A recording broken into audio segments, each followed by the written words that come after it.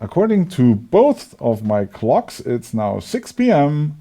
Central European summertime, and I hope everybody is feeling great. Welcome to our stream.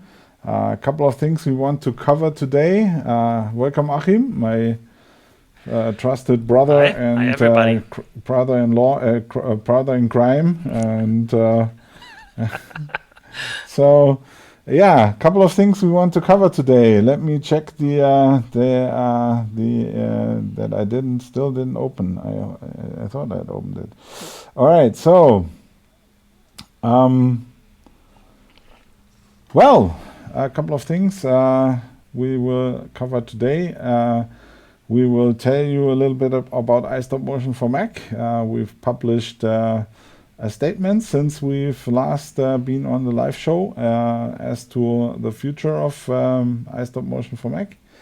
And Achim, do we show the social media and poll thing, PollMeP demo, or did you get around to do that? Okay, that's also a mimoLive demo, correct? Yes. All right. So I think we'll cover iStopMotion for Mac first, so that those of you who are not terribly interested in mimoLive can then do other things on this very nice day, and we will give you the chance to also comment on this or ask questions on this. I'm just not sure why we don't have more viewers on Facebook today. I think something went wrong with the setup of the stream there. Because usually we have more viewers on Facebook than we have on YouTube, and today it's the other way around. Actually, I didn't get a notification. You didn't get a notification, so interesting. All right, so okay, iStopMotion for Mac. What's the story? The story is that Apple is finally removing the QuickTime, the trusted old QuickTime framework from macOS. And Achim, what does that mean? Yeah, basically iStopMotion is the app for QuickTime, because iStopMotion is based totally on QuickTime, yeah, so the old times, the good old times will be gone, and QuickTime will be removed from macOS in the next release. So iStopMotion won't work anymore on macOS. That's the sad that's what part it of is. it, You of know, course. that's the sad part of it. All right. So what can people do who want to, or what's the message basically is, if you're running iStopMotion on the Mac and want to continue to do so, don't update to macOS 10.15 Catalina, which is the next operating system which Apple will release in this fall. If you do, iStopMotion won't run anymore. It won't even launch. It shows you a crazy icon with a forbidden strike-through icon thingy on top of it, and it simply won't launch. What can you do if you want to use both Catalina and iStopMotion?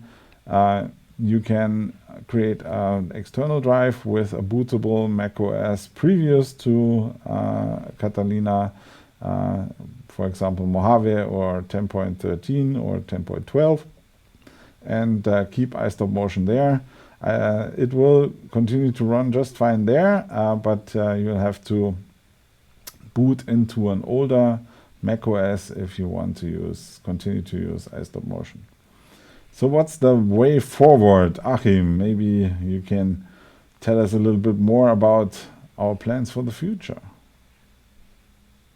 Yeah, luckily Apple come up with a new technology which will allow us to move to port the code we did for the iPad, for iStopMotion iPad, and bring this over to the macOS again, so we can probably create an app that looks and feels like the iPad version of iStopMotion, but certainly will have more features because currently the iStopMotion on the iPad has less features. It's more in the educational sector, and the iStopMotion Mac has more pro features. So, however, we already ported one feature to the iPad. For example, the flipbook printing. You can create flipbooks on the iPad right now, and of course this will come back to the Mac once we created a Mac app again called iStopMotion. Yeah, so the technology is called Catalyst, that allows developers to easily take iPad apps and bring them over to the Mac, and we are planning to utilize this to bring iStopMotion back for the Mac. If you want to learn more about this, go to our blog, boinx.com/blog. There's an article on the future of iStopMotion, and it will also explain this again in more detail and show you a sneak peek screenshot of what iStopMotion for Mac might look like in the future. All right, so that's covered. Let's get going with mimoLive, and we have not had a live Q&A since we shipped mimoLive 5, and so we do have to talk about mimoLive 5.1 just briefly, which we've released meanwhile. And so what's new in mimoLive 5.1? Achim. Yeah, we put in a lot of bug fixes. We heard from customers, and but of course we implemented new features as well. So one major feature request also was ISO recording, which means that you can record isolated streams simultaneously from your sources, so you have a clean recording of your cameras, for example. And another nice feature is that you, with this recording, you can also record only the audio in one file from individual sources.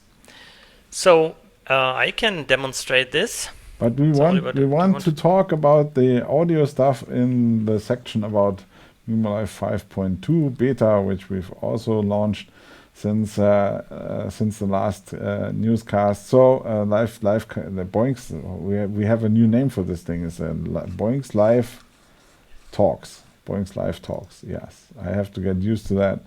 And the Boinx Live Talks. And since we did the last one, we've released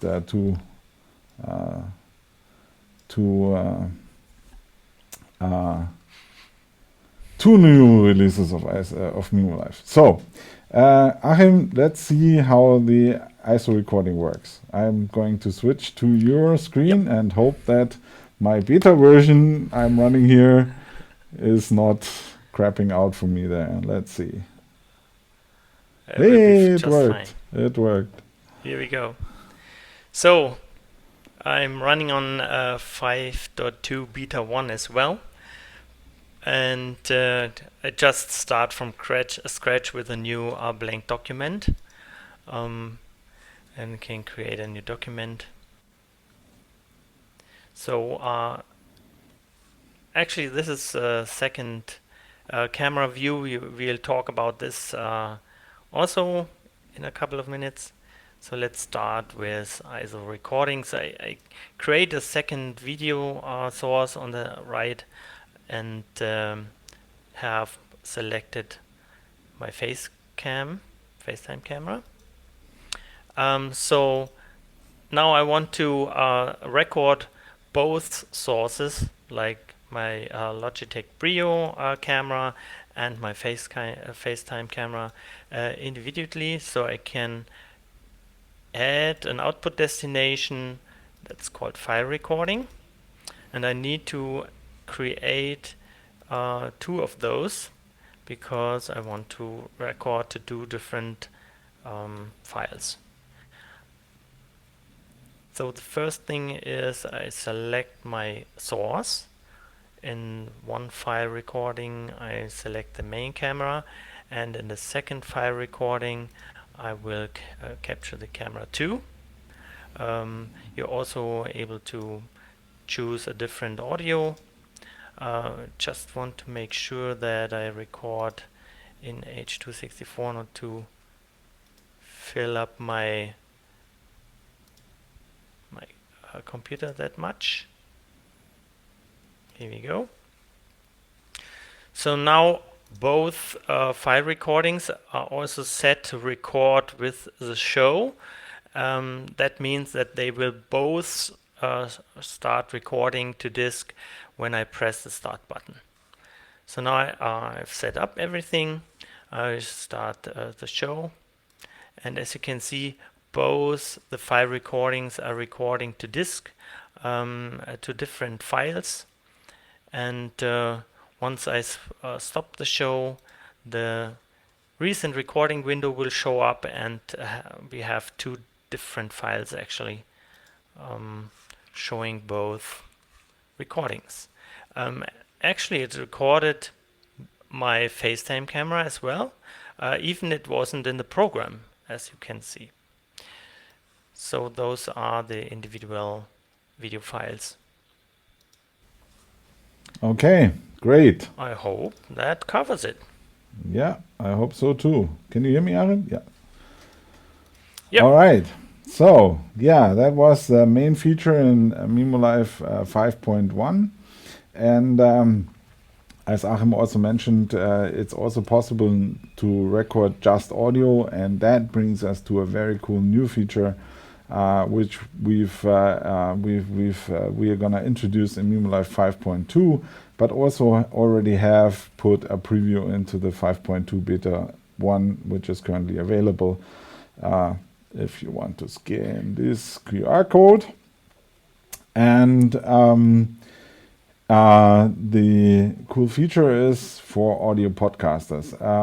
I've shown this to a friend of mine who is an audio podcaster who's done 15 years audio podcasting, and he says he's been waiting 15 years for this feature. So finally it's available. And what's the big deal? The big deal is if you want to record an audio podcast with your friends.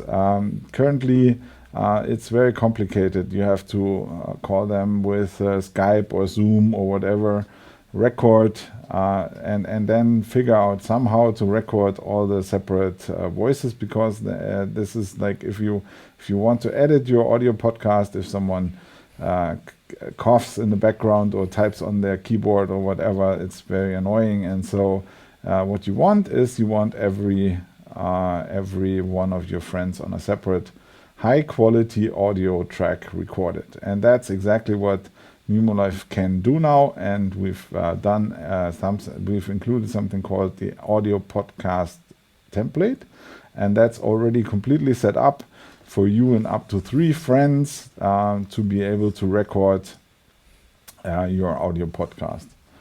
And I think Achim's gonna show us a quick demo, or did we talk about that? Yeah, I hope so. Yeah, so let me I think we can switch to your desktop. Yep. All right. Okay, we are using our own technology to connect to your friends, and it's called Memo Call. Memo Call. And to use this Memo Call feature, you need to create an Boinx Connect account. But it's fairly easy. You just go to the mimoLive preferences, select the account tab, and click on Boinx Connect, and you're just allowed to have one. I have already one, but this will create. You can already use, if you have one already, you can log in, of course, or you can create an account just from that tab. It's very important to note that that only the person running mimoLive, only the host needs this account. All the other people can then call in without having their own account, which is a big thing. You don't have to set up an account with any other service. That's correct. So in 5.2 beta 1, we have this new audio podcast template. There is an online help with a very detailed description on how to set it up. And I just want to walk through it quickly and don't go too much into details. So it looks really rich, this template, but there are many duplicates of layers and so on, so you easily can find your way through it. So first of all, you need to set up your own camera and your own microphone to get your own voice. Then I would suggest that you select how many guests you want to have participate in your show. For example, if you want just one guest, you switch this layer variant live, and in the program out you will see that there's only you and the guest one. And this brings us to the Memo Call feature. We have pre-configured Memo Calls sources. And what you need to do is you need to get an invitation link to your guest. You can do this on on various ways. For example, the easiest way is to copy the invitation link. Now it's in the pasteboard, and you can create an email or send it by any messenger you have. That's up to you. Or you can use the built-in sharing by Apple, which, for example, gives the mail or the messages option easily available here. Another cool way to present the invitation link right in your stream, a customer of us came up with a very interesting way. He uses the QR source. This is actually available for free from our website. You need to install it into mimoLive, and then put in the URL from the content, put in the URL of the Memo Call. Yeah.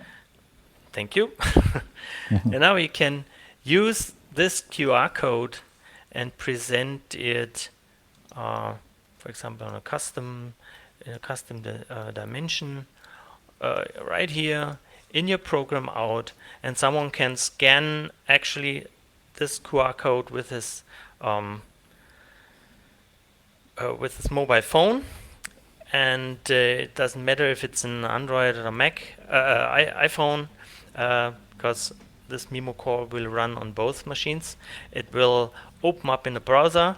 It can run on Mac or PC in a browser, so no additional software needs to be installed on the client side, and they are just in the show. They need to accept that the browser will access the camera and the audio, of course, but that's it. Once the user is in your show, you can switch off this, of course. The split screen shows both of you. Now we're getting over to the output destination, the interesting part, because we're doing the ISO recording. We're recording the host, and please take note that we have no video source selected here. That's true for the guest 1 as well. Guest 2 and 3, we don't need them currently, so we can switch off the start with show. and someone actually grabbed the QR code. That's great. I actually see already the audio. Probably won't recognize it in the stream because we don't feedback it into the live stream right now. But that's cool. That's exactly how it should work.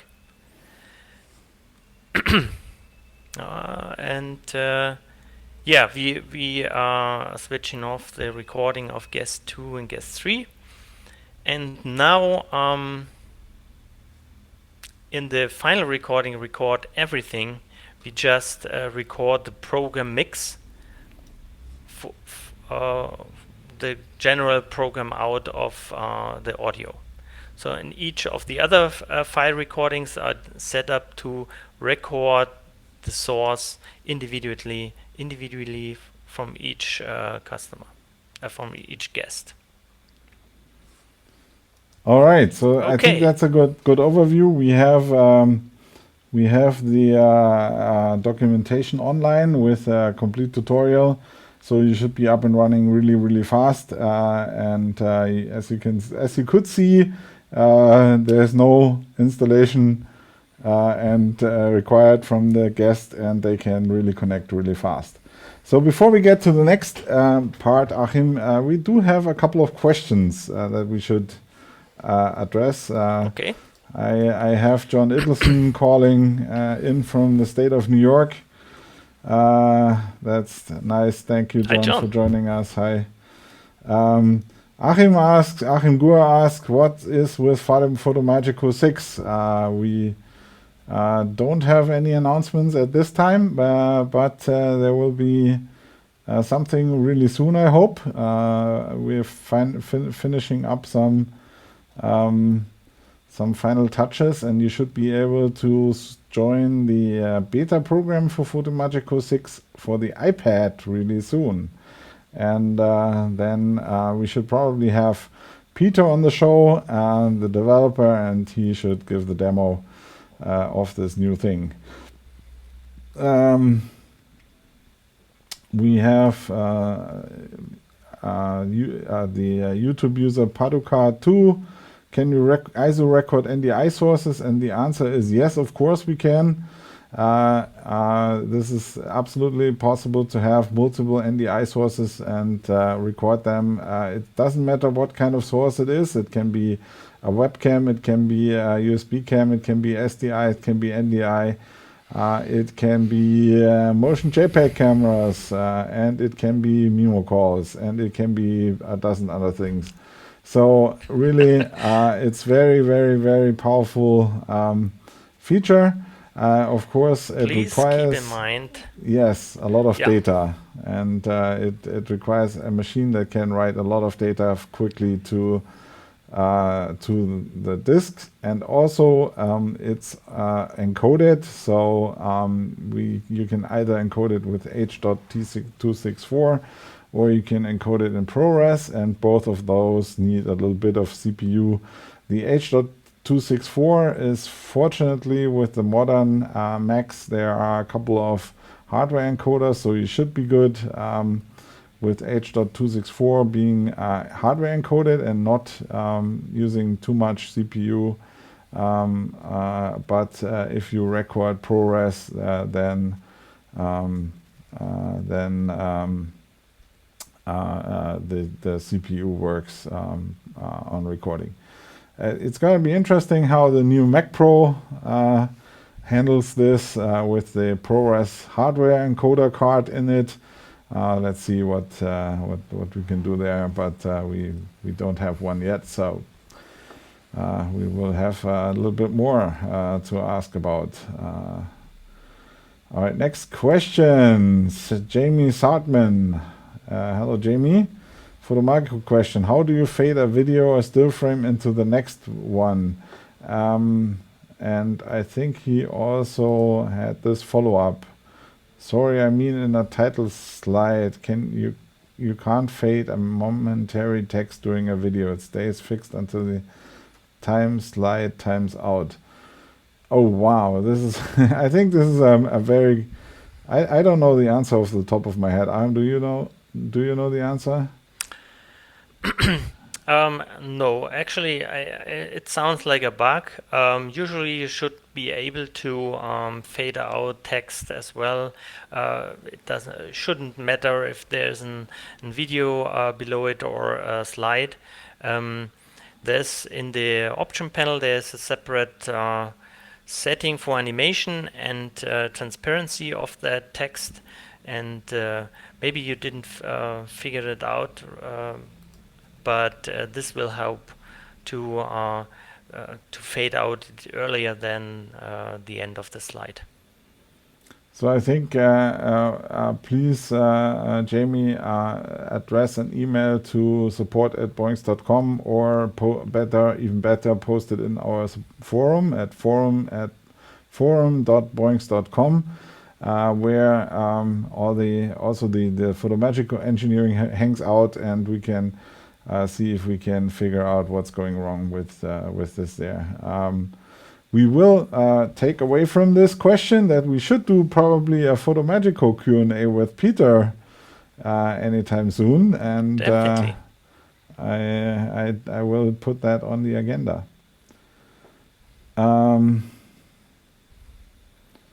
Achim Gur has another FotoMagico question. I want to show a video and in the second track a series of pictures. Videos more than 5 or 6. The video should basically continue. Yeah, this is I think there's a feature that allows you to automatically chop up the video so it's more than one segment. But basically right now you can't have a video that extends over the border of one slide, right, Achim?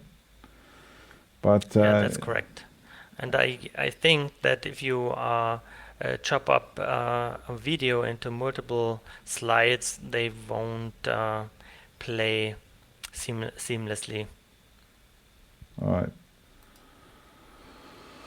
Okay, so we got one guy, Lawrence of Australia. Achim, good morning, Achim. How's the sports package update coming along? I don't know. Achim, do you know who Lawrence of Australia is? Yeah, I think so. I've worked on the sports package to include the players' heads as images, and it looks good. You can select a folder with a bunch of images, and in the team's data source you can specify the file name of each player, for each player the image, and it will display for example in the lineup layer. But I'm not finished with it yet. It's currently only showing up in the lineup layer, and I will update all the other layers as well, so this will take a while. Sorry for the delay. Thank you for your patience, is the correct. All right, more questions. We got one quick question from Martin Libioda. One quick question in between. Will this webinar be recorded?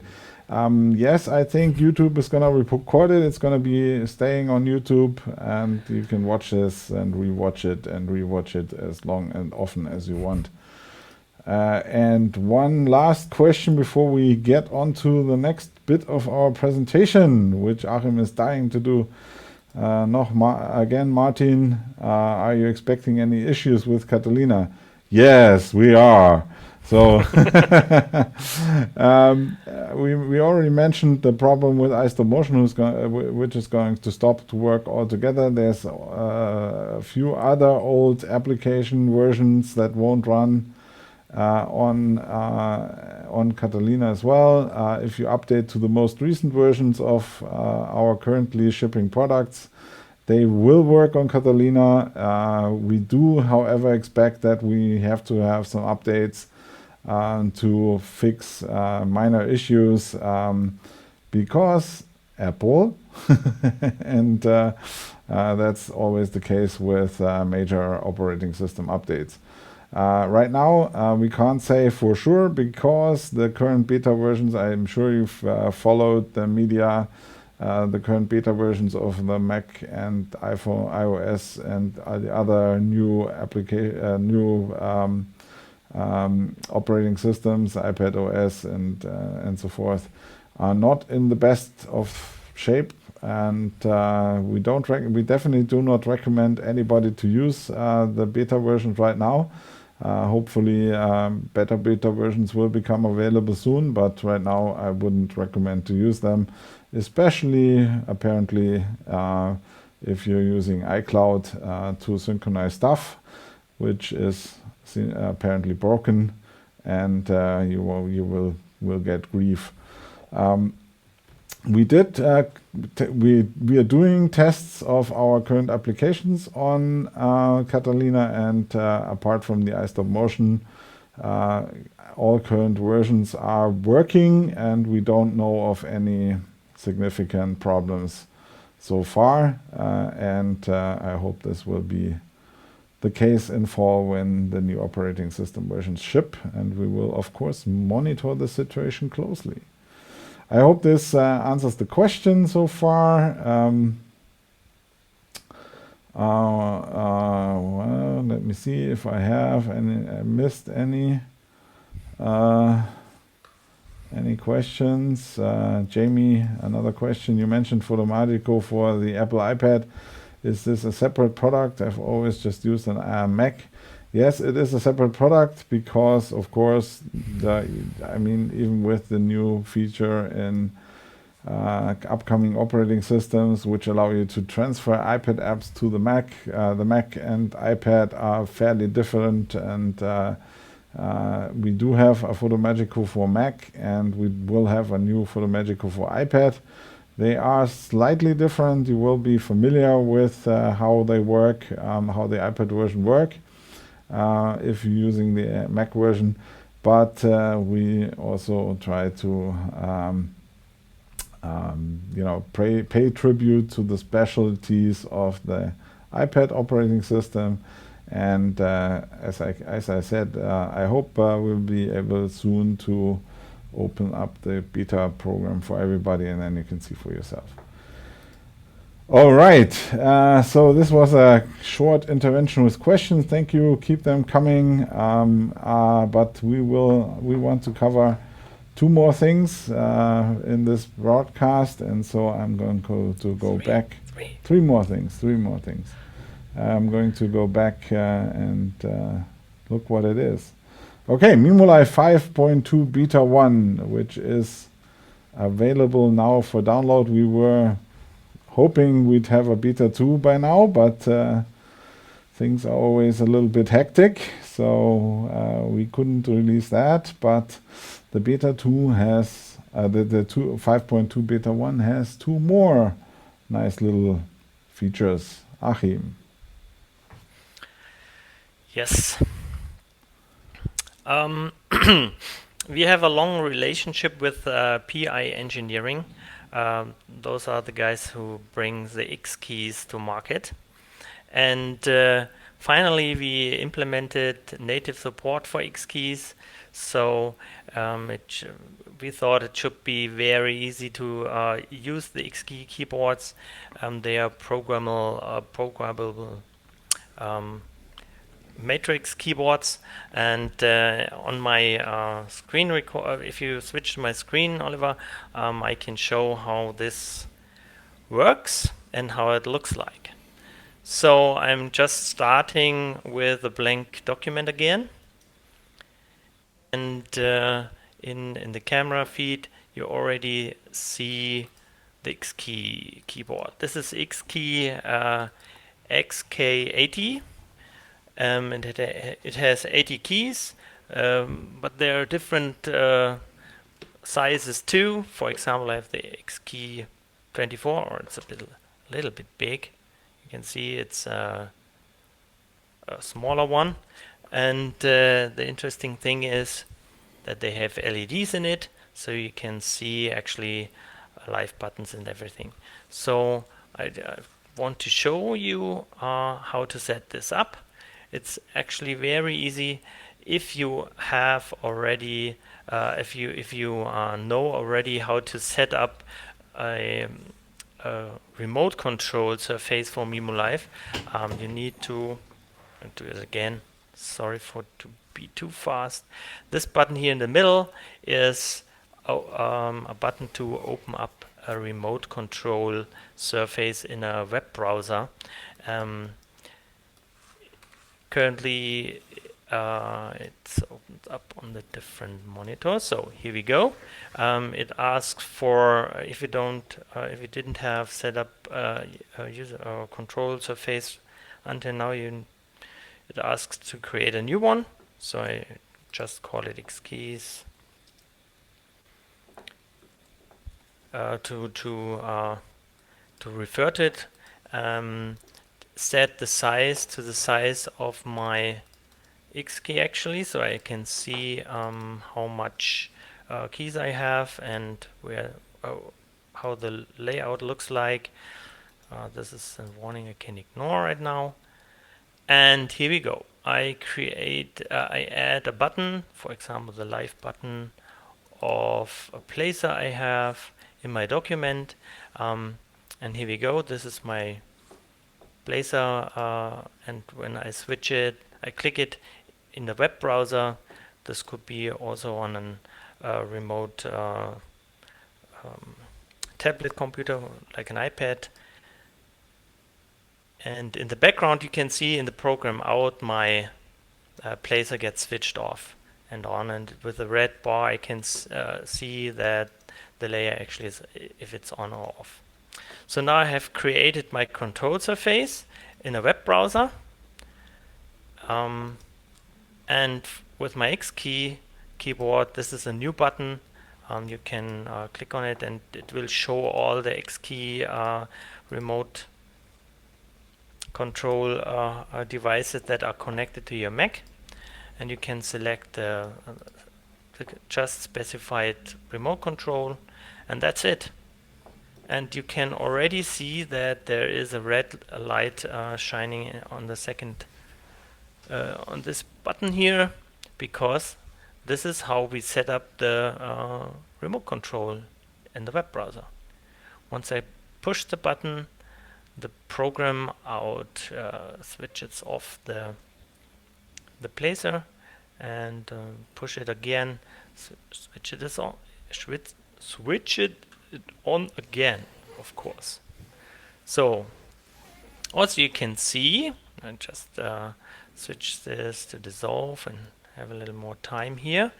You also can see that when I switch this layer off, it shows a blue light, which means it's in transition. The X keys have red and blue LEDs with it. So red means live, that's just corresponding to our own red button in the layer.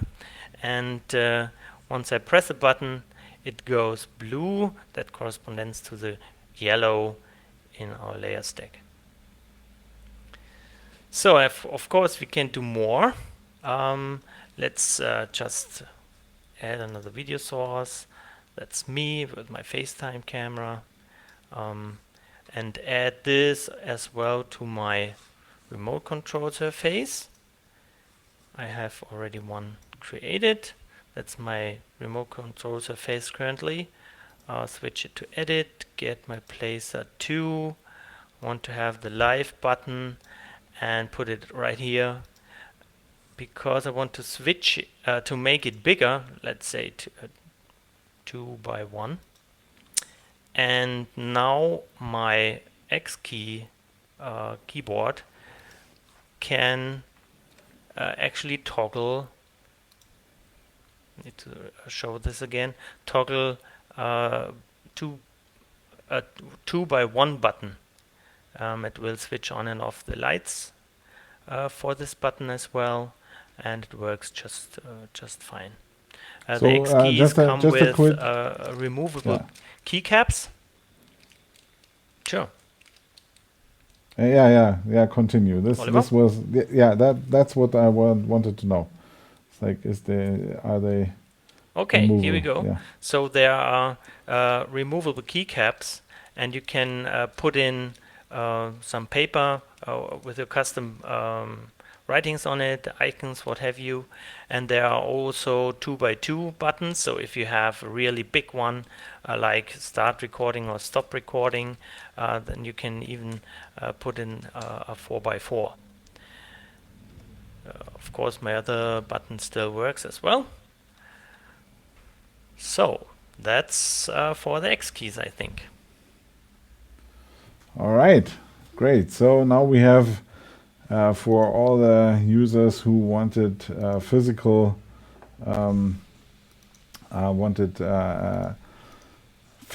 feedback, haptic feedback, we have a solution for them.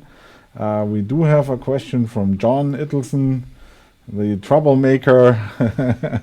Will Control 2 work with the Elgato Stream Deck also? So about the Elgato Stream Deck. Their way of setting up a control surface would mean that we would have to predefine the functionality of every key and send it to them, and then they will load it into the Stream Deck, and then you could toggle certain functions in mimoLive with those buttons that are predefined. And we think that's not flexible enough for what we want to do.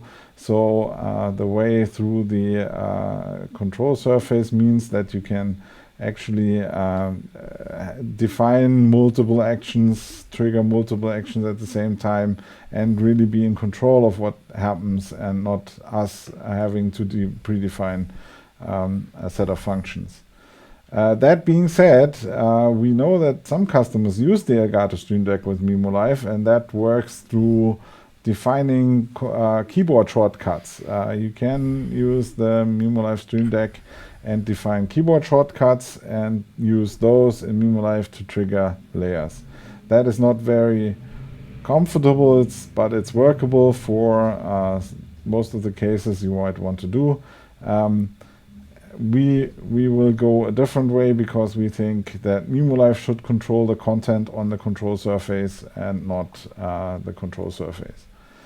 So, so far and so much about the Elgato Stream Deck, which is a great device. We love those guys. Actually, we used to work together with them, and yeah, and I have Paducah 2 confirming we use the Stream Deck. We've manually configured it. Yes, that's how you can do it.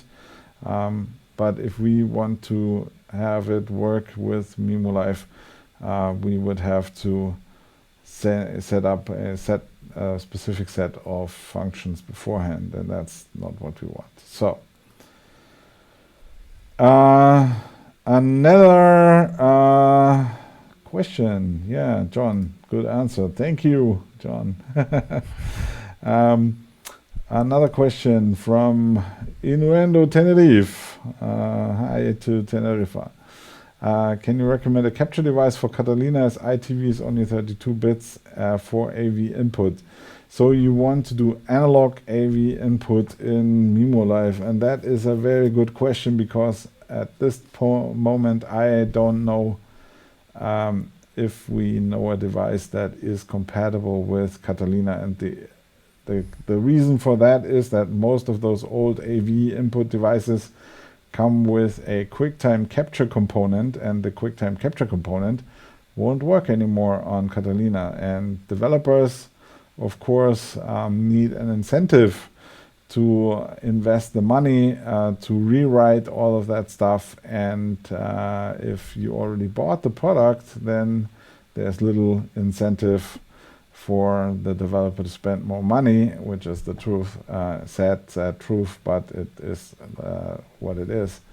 And so right now I don't have an answer for you, but I will keep my eyes open, and if we come across something, we will certainly show you and feature this in an upcoming Boinx Live Talk. And thank you for posting the question. And maybe you might want to put that into the forum at forum.boinx.com, and so we can keep it on the radar and maybe there's other users who might want to give you their solution. All right, so I think that's all the questions that came up in between. I still have no idea why the Facebook stream is working fine. We even stream with 1080p there, which is a little bit surprising, but sometimes it works, and but somehow nobody's watching, and I think maybe that's because Facebook is doing something wrong, or it's because we've set up the event wrong, not in the right kind of way, and we will certainly look into that for the future. All right, so the last thing in mimoLive 5.2 beta 1, Achim, is the remote control. We have some customers who use a lot of buttons, and the buttons get very small, and if the buttons get very small, the text is too big. And what's the solution, Achim? Yeah, of course, the solution is that we take care of it. Yeah, we worked on the remote control, and now we are able to change the size of the font on a button, or the size of all buttons at once. And how to do that, I want to show you this in a quick demo. Here we go. I create a new blank document as always. And for now I can switch to my camera. Here we go. I want to create a new remote control here, and have a big one which probably not fit to my screen. Yeah, that's the warnings message about that maybe that this won't work quite well. So I place some buttons, and you already see that those buttons are too big, and it doesn't look quite nice. So one way to fix that is to go to the edit menu of that particular button and shrink the size of the font. As you can see in the background, it changes the size of the icon and the font. Or let's see, we can create a new button here, for example a stop button, and I want to have a big one. Here we go. And that button is just not big enough, so I can make it bigger. But if I put it back closer again and smaller again, then again the font sizes doesn't match quite well. And in the edit menu of the control surface of itself, you can even make them smaller even more. And in the background you see that a slider here works on all buttons at the same time. That helps to quickly fix a size problem, for example in this direction. Of course, in this case I want to increase the font size again, so that my surface looks nice on this device. Yeah, that's it for font sizing on remote control surfaces. All right, thank you very much, Achim. Meanwhile, we do have one last feature to talk about, but we have also one question from Mr. Indian or Mrs. Innuendo Tenerife. Can you suggest an alternative AV capture device, or could we use virtualization running Mojave?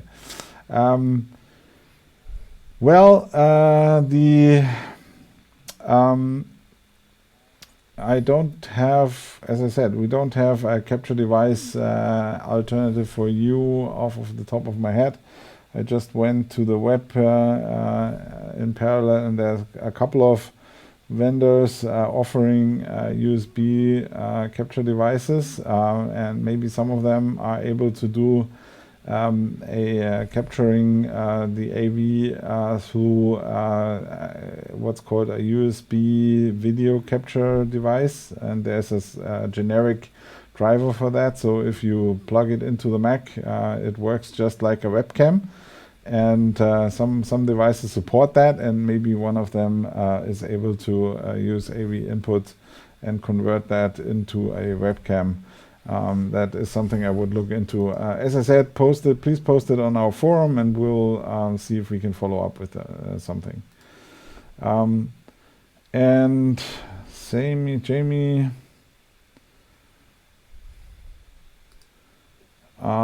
Jamie Sandman, thank you both for answering questions. However, I just went to the Boinx website and do not see my FotoMagico listed under iOS for iPads. So your reply is confusing for me. Yeah, very sorry for the confusion. FotoMagico for iPad is not out yet. It's being developed right now, and it will be available for public beta test sometime in the next couple of weeks. And we plan to ship it this fall. And hopefully everything goes all right, and then we will also have a website for it, so wait for that.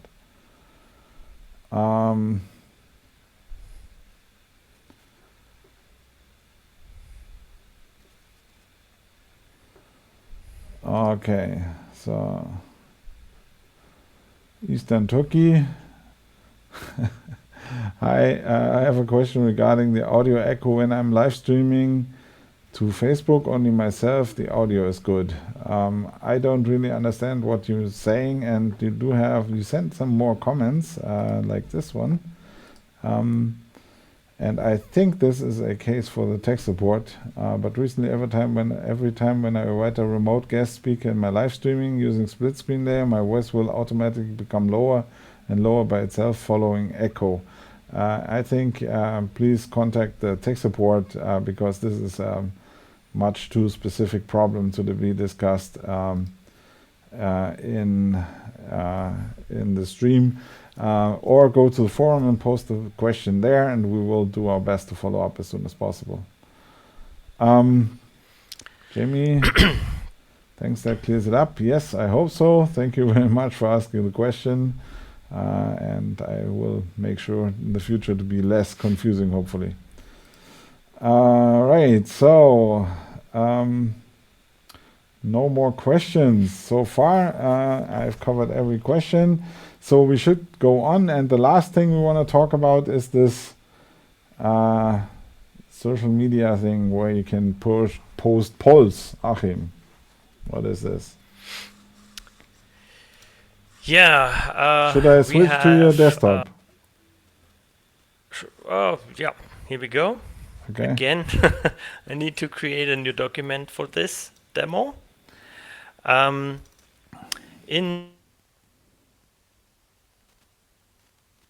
is the audio gone?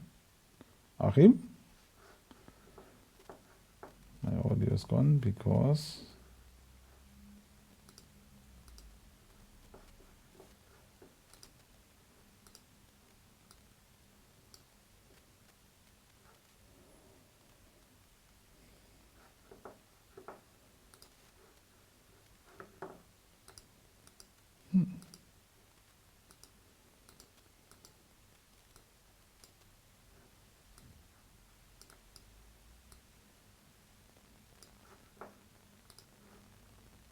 All right, Achim, so thank you for your patience. Just my headsets just died, and then they screwed up the audio mix. Interesting. All right. Now I hear myself in the echo, and that's a little distracting. But Achim, you can go on. No, you can't, because I can't hear you. Can I still not hear you? Let me just reset the connection.